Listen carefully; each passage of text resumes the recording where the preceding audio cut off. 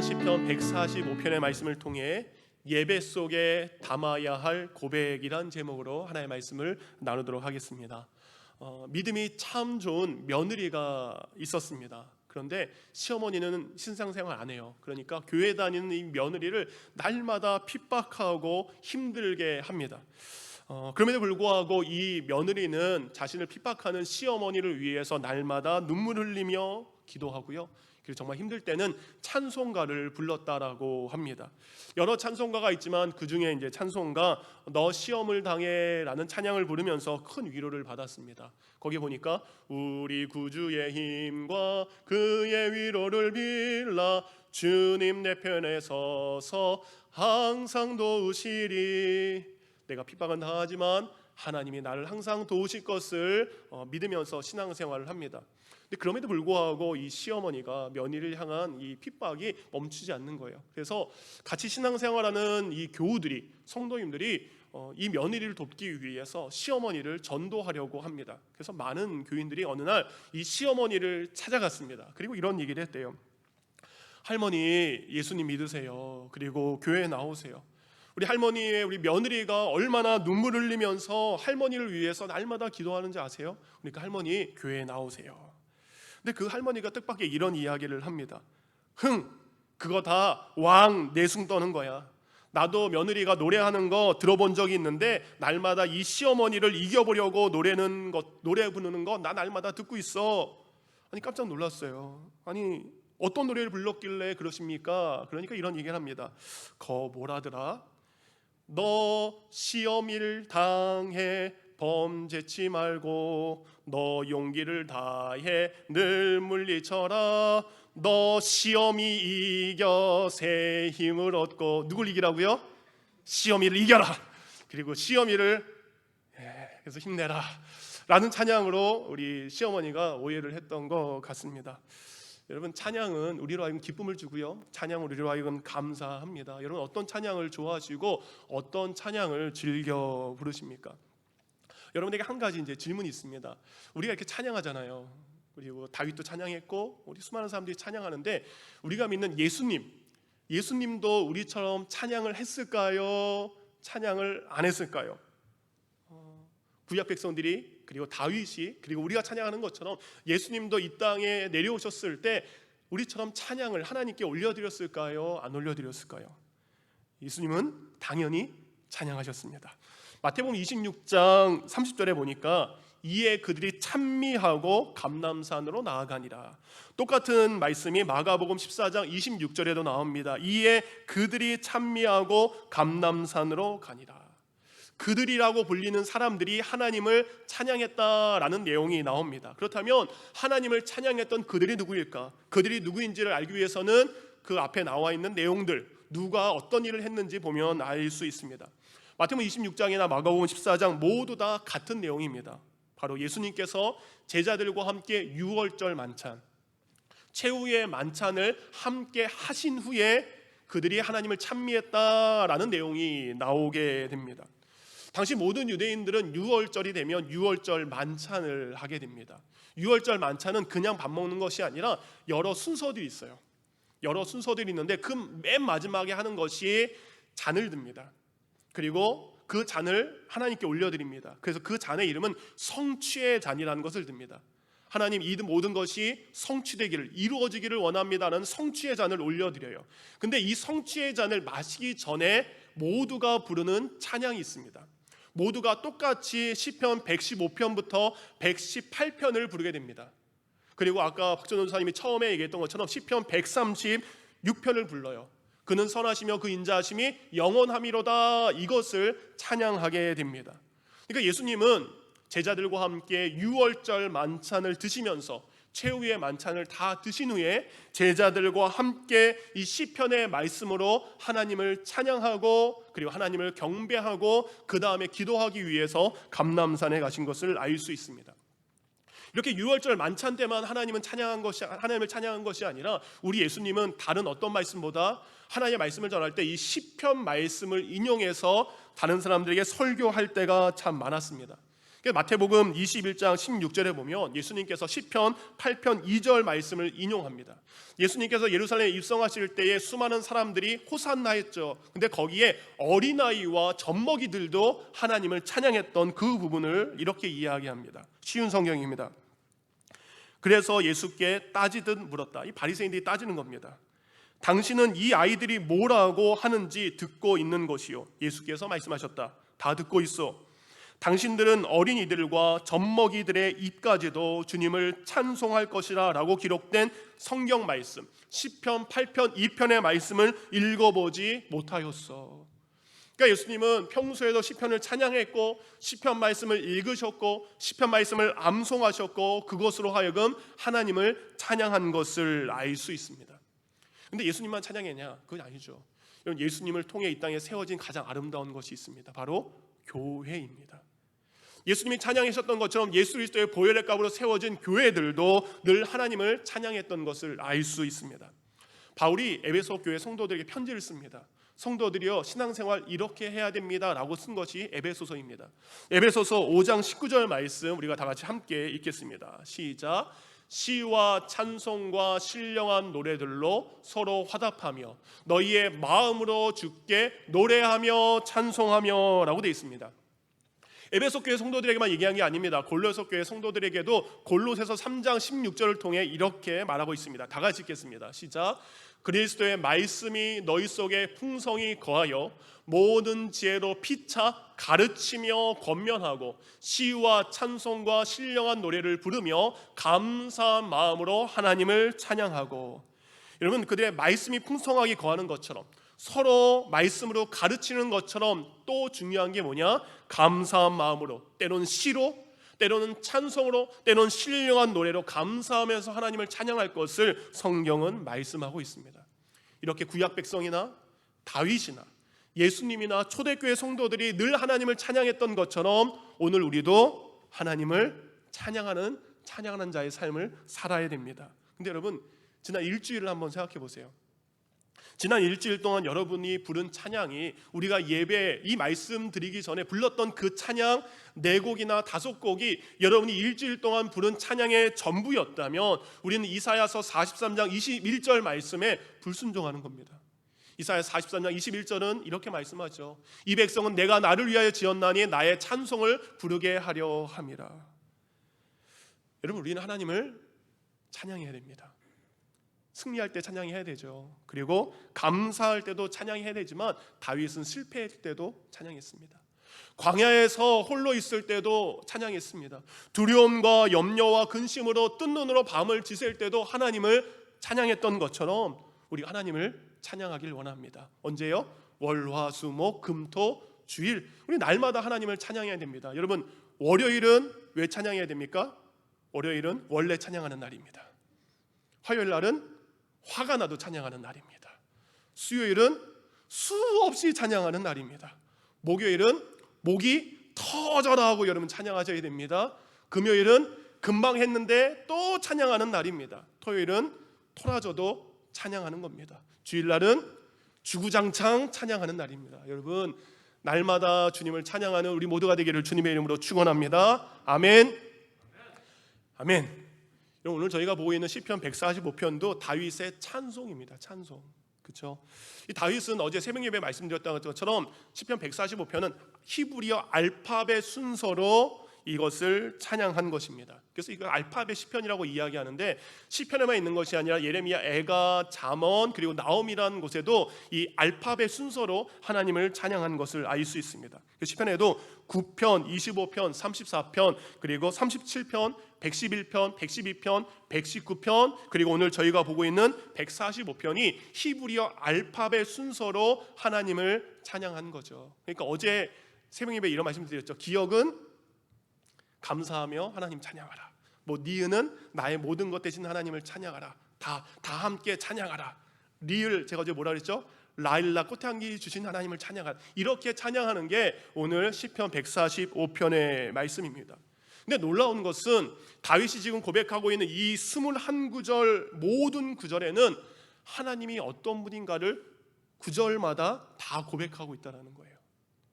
여러분, 다윗은 모든 구절에서 하나님은 이런 하나님입니다, 그래서 하나님이 어떤 분인가를 찬양하고 있습니다. 그리고 그것의 결론으로 21절, 그래서 나와 모든 육체는 하나님을 영원히 송축해야 됩니다라는 찬양의 이유를 마지막 절에 설명하고 있습니다. 그러면 다윗은 1절에 이런 하나님을 찬양하라고 합니다. 1절, 왕이신 하나님을 찬양하라. 2절은 주님 되신 하나님을 찬양하라. 3절은 위대하신 하나님을 찬양하라. 4절은 일하시고 계시는 하나님을 찬양하라. 8절은 영광스러운 위엄과 기이한 일들을 보이신 하나님을 찬양해라. 6절은 두려운 권능을 행하신 하나님을 찬양해라. 7절 은혜의 하나님을 찬양해라. 8절 긍휼하신 하나님을 찬양해라. 이런 다윗은 계속해서 9구절마다 내가 찬양하는 하나님이 어떤 하나님인지를 너무나 잘 알고 그 하나님을 찬양으로 고백을 하고 있습니다. 그렇다면 이 시간은 여러분은 예배를 통해 어떤 하나님을 찬양하고 계십니까? 지난 일주일 동안 여러분의 삶 속에 계신 어떤 모습의 하나님을 여러분은 찬양하고 계십니까? 여러분, 때로는 우리의 삶 가운데 지난 일주일 동안 좋은 일이 있으면 우리 좋으신 하나님을 찬양하기도 합니다. 기도에 응답이 있었어요. 그러면 기도에 응답하신 하나님을 찬양할 수도 있습니다. 그러나 기도에 아직 응답하지 않고 거절하신 하나님, 그 하나님도 우리가 찬양해야 됩니다.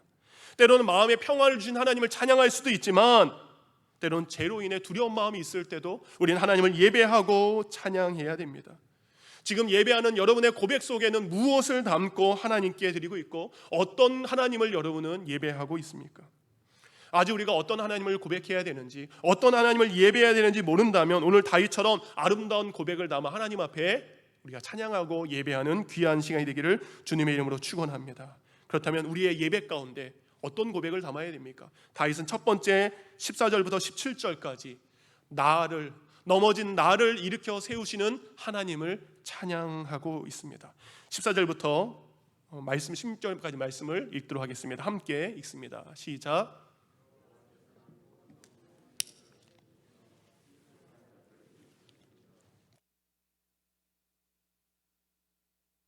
때를 따라 그들에게 먹을 것을 주시며 손을 펴서 모든 생물의 소원을 만족하게 하시나이다.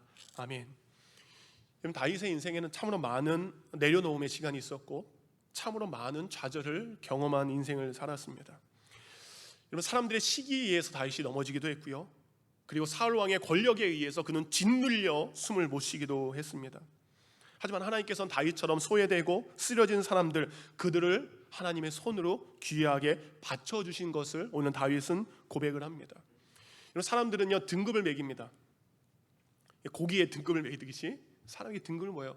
저 사람은 잘난 사람, 저 사람은 괜찮은 사람, 저 사람은 능력 있는 사람, 저 사람은 무엇인가 대단한 사람. 그래서 우리는 그 사람들을 함부로 대하지 못하고 귀하게 대합니다. 근데 저 사람을 보니까 하찮은 사람이에요. 저 사람을 보니까 아무것도 아는 사람이에요. 저 사람을 보니까 필요 없는 사람이에요. 저 사람은 별로 신경 쓰지 않아도 될 사람입니다. 그럼 우리는 그 사람을 무관심하고 무시하고 멸시하는 게 우리의 사람의 마음입니다. 근데 우리 하나님은 반대시네요.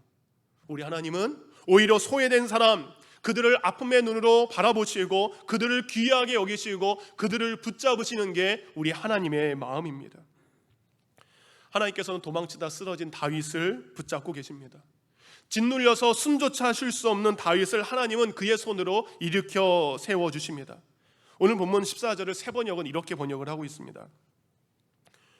주님은 넘어지는 사람은 누구든지 붙들어 주시며 짓눌린 사람은 누구든지 일으켜 세우신다.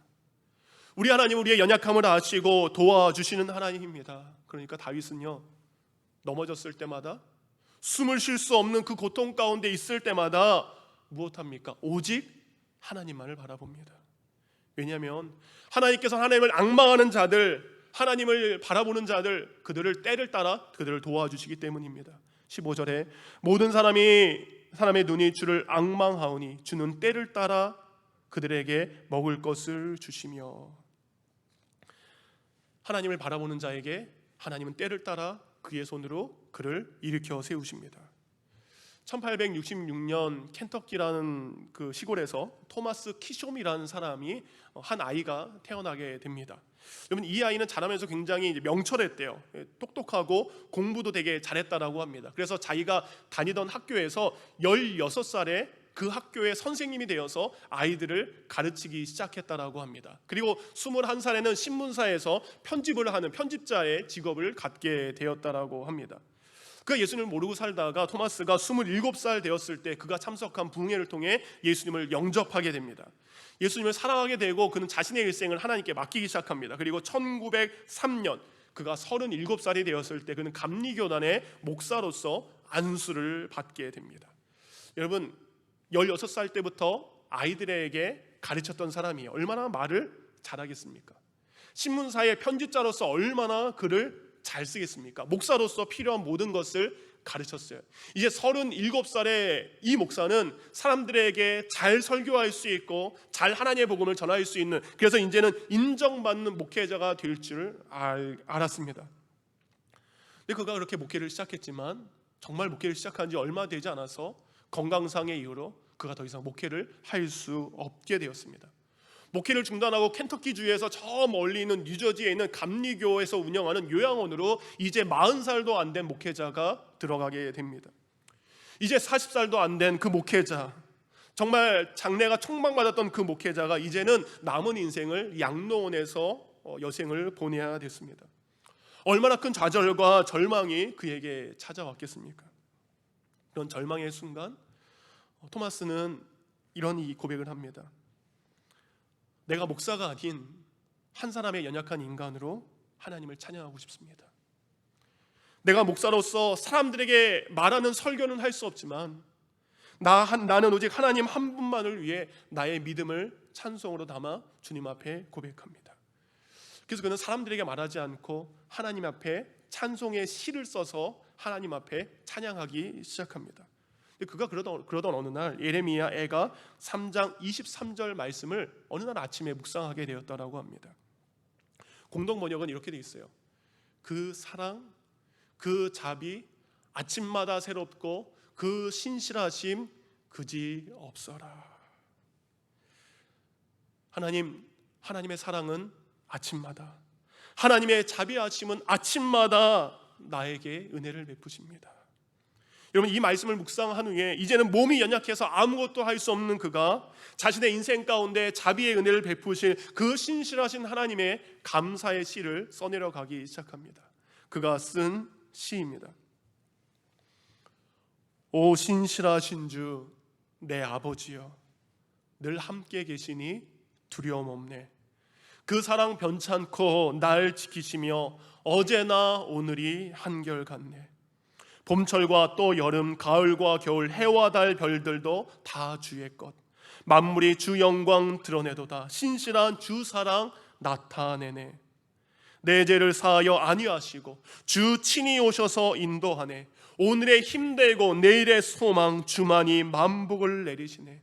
오 신실하신 주, 오 신실하신 주, 날마다 자비를 베푸시네. 일용할 모든 건 내려주시니 오 신실하신 주 나의 구주. 이 시간 우리가 반주 없이 우리의 목소리로만 우리 1절 그리고 반주를 1절 하나님 앞에 이 토마스 목사님의 고백을 담아 우리 하나님 앞에 잠깐 찬양하도록 하겠습니다. 오 신실하신 주 내 아버지여, 늘 함께 계시니 두려움 그 사랑 변찮고 그 사랑며 날 지키시며 날 지키시 어제나 오늘이 어제나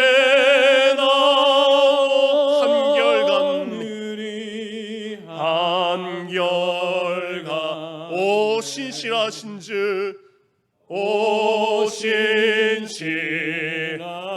신실하신 주님 오 신실하 날마다 자비를 날마다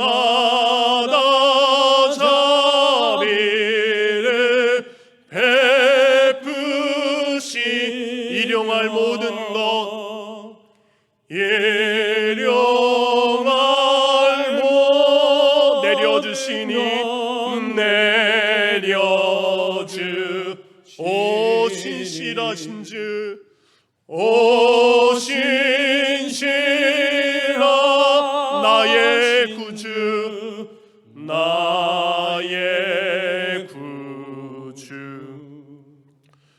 토막스 목사님은 이후로도 일평생 요양원에서만 지냈습니다. 그럼에도 불구하고 그곳에서 하나님을 찬양하는 찬송시 1200편을 하나님 앞에 올려드렸다라고 합니다. 여러분 17절 말씀처럼 다윗은 넘어진 자를 일으켜 세우시고 모든 일에 은혜를 베푸시는 하나님을 이렇게 고백합니다. 17절 다 같이 읽습니다. 시작.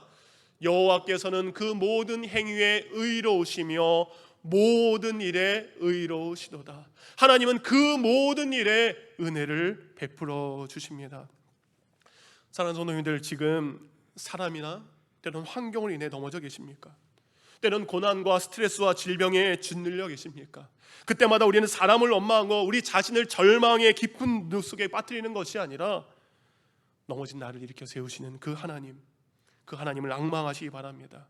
그 하나님의 손을 붙잡고 그 하나님의 도우심을 바라보며 우리가 예배하며 찬양하기를 원합니다.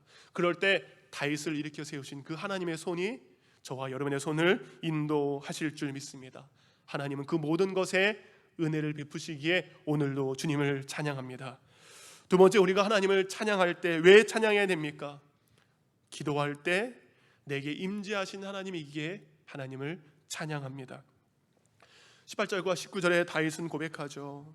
다윗이 하나님을 찬양하는 이유는 하나님께서 다윗의 기도를 들으시고 그의 기도에 응답하셨기 때문입니다. 다윗은 알고 있습니다. 하나님께 진실하게 그리고 간구하는 모든 이들의 간구를 응답하시고 그들의 부르짖는 소리를 들으시고 그들을 구원하신다라고 다윗은 깨달았기에 고백합니다. 18절과 19절 믿음의 고백으로 있습니다. 시작. 여호와께서는 자기에게 간구하는 모든 자 곧 진실하게 간구하는 모든 자에게 가까이 하시는도다. 그는 자기를 경외하는 자들의 소원을 이루시며 또 그들의 부르짖음을 들으사 구원하시리로다. 아멘.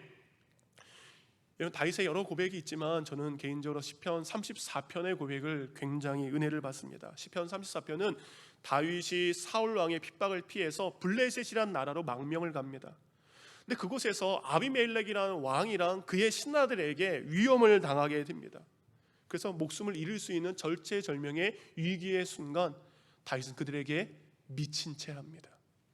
그 시편 34편의 위에 보면 이렇게 되어 있어요. 다윗이 아비멜렉 앞에서 미친 채 하다가 쫓겨나 지은 시라고 되어 있습니다. 여러분, 다윗은 14절에 나온 말씀처럼 지금 비굴한 체험을 하고 있습니다. 여러분, 남자들에게 이 비굴함은 마음의 오랜 상처로 남습니다. 다른 사람 앞에 비굴하게 살아가는 그 모습은 다윗에게 큰 상처일 수밖에 없습니다. 그래서 다윗은 시편 34편 6절에 이렇게 고백합니다. 이 곤고한 자가 부르짖음에, 여러분, 그는 다른 사람 앞에 침을 흘리면서 자신의 목숨을 구걸할 수밖에 없는 상황입니다. 하나님, 이 곤고한 자가 부르짖음에 여호와께서 들으시고 그의 모든 환난에서 구원하셨도다. 다윗이 침을 흘리며 비굴하게 도망하고 있습니다. 근데 여러분, 하나님께서 사무엘을 통해 다윗을 선택하지 않았으면 이런 일이 없습니다. 다윗이 왕이 될 것이다 라고 기름 부음을 받지 않았다면 그에게 이런 일이 생기지 않았을 것입니다. 그가 믿음으로 골리앗과 싸워 이기지 않았다면 다윗은 지금 이런 비굴한 일을 경험하지 않아도 됐을 것입니다. 그런데 그 다윗은 그런 상황에서도 하나님을 원망하지 않고 오히려 하나님을 향해 부르짖고 기도하고 있습니다. 여러분, 다윗이 왜 하나님께 그렇게 기도하겠습니까? 여러분은 왜 기도하십니까? 기도에는 두 가지가 있습니다. 연약한 기도가 있고요, 성숙한 기도가 있습니다. 연약한 기도는 기도 응답에만 초점이 맞춰져 있습니다. 그래서 기도의 시작과 기도의 마지막이 자신이 이루고 싶은, 자신이 원하는 소원들로 가득 차 있는 것이 연약한 자의 기도죠. 이렇게 해주세요, 이렇게 이루어주세요, 이렇게 도와주세요, 이렇게 해주셔야만 됩니다 라는 연약한 기도를 드립니다. 그런데 여러분, 성숙한 기도는 기도 응답의 목적이 있지 않습니다. 기도를 할 때 하나님의 임재를 경험할 수 있기 때문에, 기도할 때 하나님이 지금 나에게 가까이 계신 것을 경험하기 위해서, 그것을 경험할 수 있기 때문에 다윗은 기도하는 거죠. 18절입니다.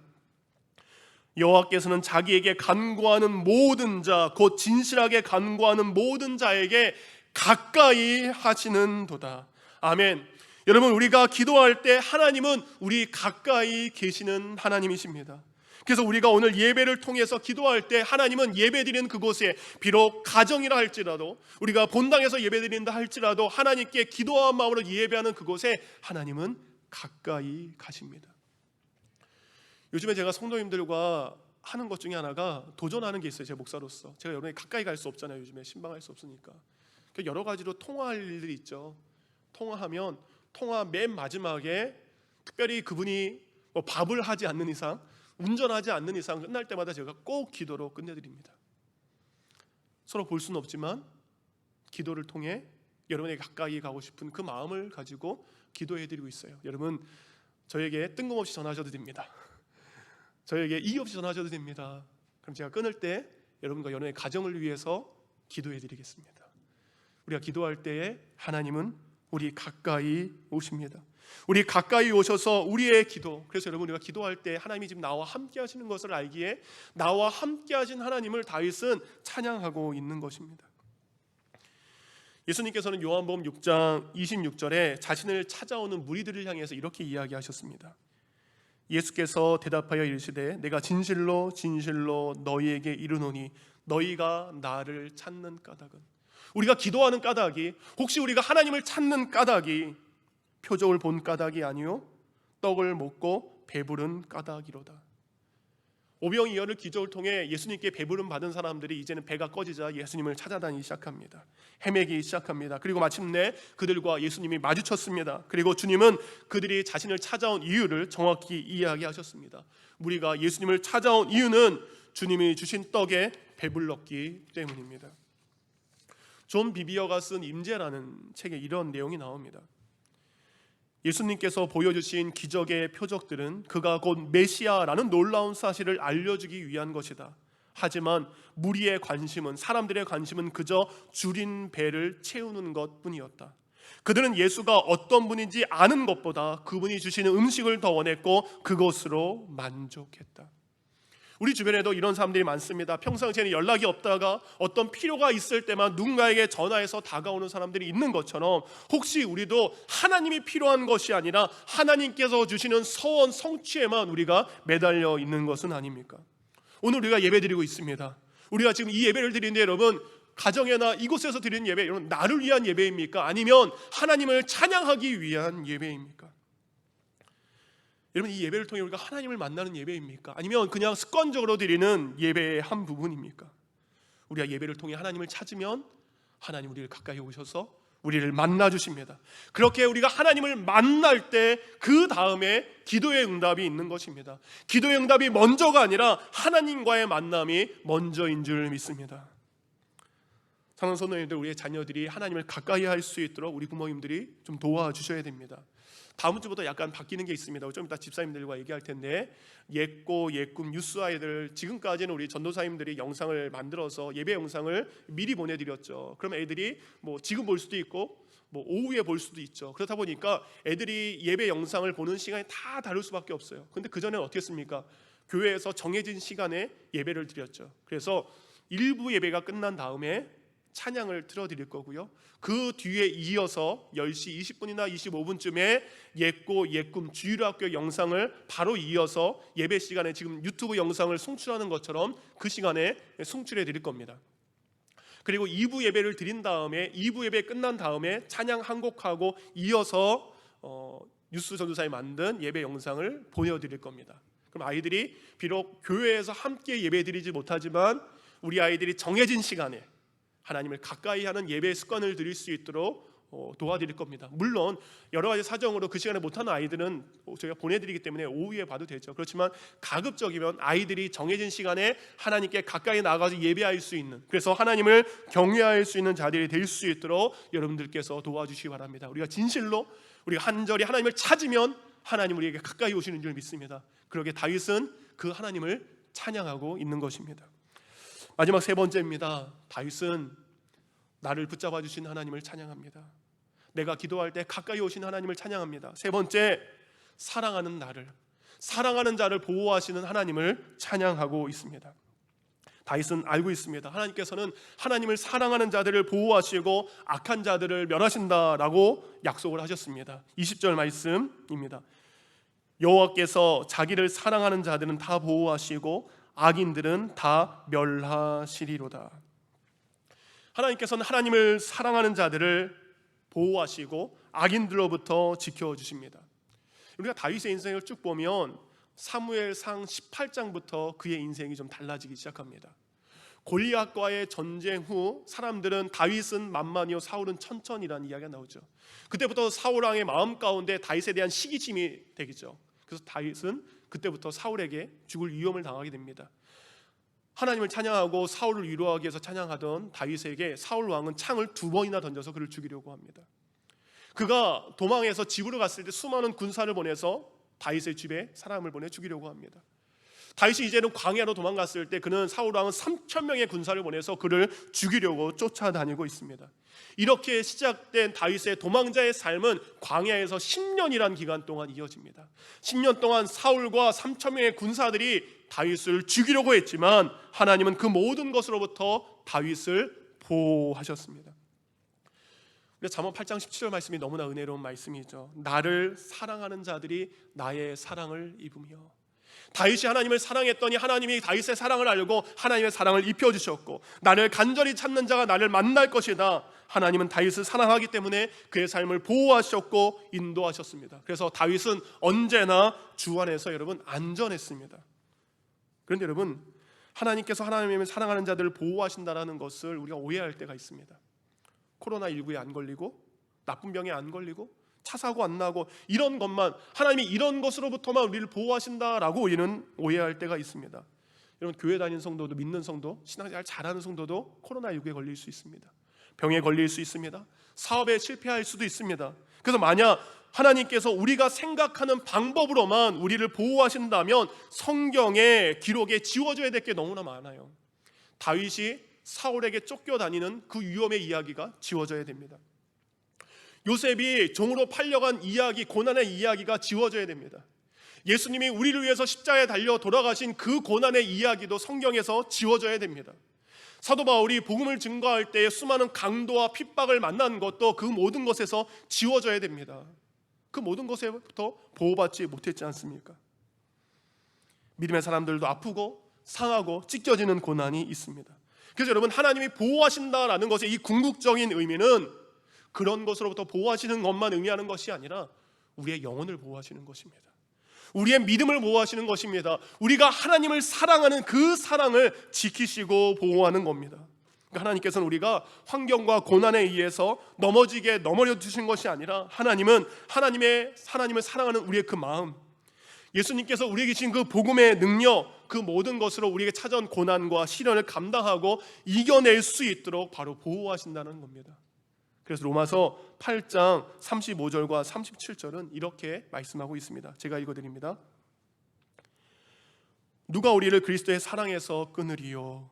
환난이나 곤고나 박해나 기근이나 적신이나 위험이나 칼이랴. 기록된 바 우리가 종일 주를 위하여 죽임을 당하게 되며 도살당할 양같이 여김을 받았나이다 함과 같으니라. 그러나 이 모든 일에 우리를 사랑하시는 이로 말미암아 우리가 넉넉히 이기느니라. 비록 그런 일이 있지만 하나님이 우리를 보호하셔서 그 모든 일 가운데 우리가 넉넉히 이길 수 있는 것, 이것이 하나님이 우리를 보호하시는 것입니다. 하나님이 보호하시는 자들은 시험을 이기는 줄 믿습니다. 하나님이 보호하시고 지키는 사람은 어떤 환난 가운데서도 이겨낼 줄 믿습니다. 여러분, 다윗은 이런 모든 것들을 삶 속에서 경험했기 때문에 하나님을 찬양하는 것입니다. 곧 다윗의 삶 속에 경험한 그 경험의 고백을 하나님께 올려드린 것입니다. 말씀의 결론을 맺습니다. 다윗은 찬양합니다. 다윗은 넘어진 자신을 붙잡아 주시고 일으켜 세우신 하나님을 만났기에 찬양하고 있습니다. 여러분들도 하나님의 손을 붙잡고 일어나서 하나님을 찬양하시기 바랍니다. 내가 간절히 기도할 때에, 진실하게 하나님을 찾을 때 하나님이 가까이 임재하신 것을 경험하기에 다윗은 찬양했던 것처럼 여러분, 하나님의 임재를 경험하여 찬양하시기 바랍니다. 다윗은 수많은 죽음의 위기와 절망의 순간이 있었지만 그때마다 자신의 영혼을 보호하신 하나님을 믿었기에 그가 하나님을 찬양했던 것처럼 지금도 여러분을 보호하시는 하나님을 찬양하길 원합니다. 그래서 다윗은 마지막 21절에 이렇게 고백하죠. 내 입이 여호와의 영예를 말하며 모든 육체가 그의 거룩하신 이름을 영원히 송축할지로다. 나만 이 하나님을 찬양하는 것이 아니라 내가 이 하나님을 찬양했던 것처럼 모든 육체들이여, 모든 생명을 가진 자들이여 하나님을 동일하게 영원히 송축하라라고 이야기합니다. 여러분의 고백이 여러분에게 멈추지 않기를 원합니다. 여러분의 고백이 가정의 고백이 되길 원하고 우리 샬롯 열린교회 아름다운 찬양으로 주님 앞에 올려드리기를 원합니다. 오늘 결단 찬송으로 제가 준비한 게 이 세상을 살아가는 동안에라는 찬양입니다. 원래 제목은 원하고 바라고 기도합니다. 이게 여러분 많이 들으셨죠 요즘에? 여러분, 이 찬양을 만드신 분이 민호기 목사님입니다. 여러분이 잘 알고 있는 십자가의 전달자, 난 지극히 작은 자 죄인 중에 예수, 그분이 이 찬양을 만들었어요. 근데 그분이 이런 이야기를 했습니다.